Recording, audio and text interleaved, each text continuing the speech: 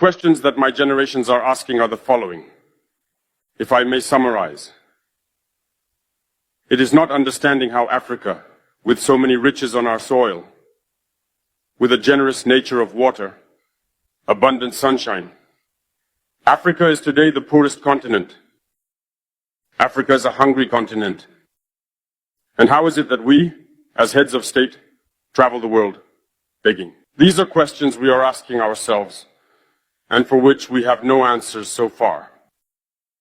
We have the opportunity to forge new relationships, and I hope these relationships can be the best to provide a better future for our peoples. My generation also asks me to say that due to this poverty, they are forced to cross the ocean to try to reach Europe. They die in the ocean, but soon they will not cross because they will come to our palaces to seek their daily sustenance.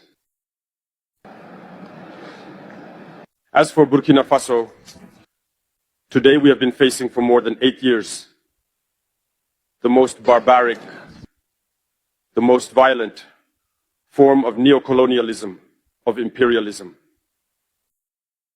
The slavery that they still tend to impose on us. Our predecessors taught us one thing well. The slave who is not capable of assuming his revolt does not deserve pity for his fate. We do not pity ourselves, and we do not ask anyone to pity us. The Burkinabe people have decided to fight against the terrorists in order to revive their development.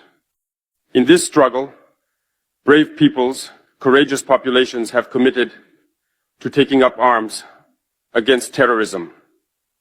Those whom we have affectionately called the VDP, the volunteers. We are surprised to see the imperialists label these VDP as militias and all sorts of things. It's disappointing, because in Europe, when people take up arms to defend their homeland, they are called patriots. Our grandfathers were deported to save Europe. It was not with their consent, against their will. And well, upon their return, we remember well that in Tiaroye, when they wanted to claim their basic rights, they were massacred. So it doesn't matter then.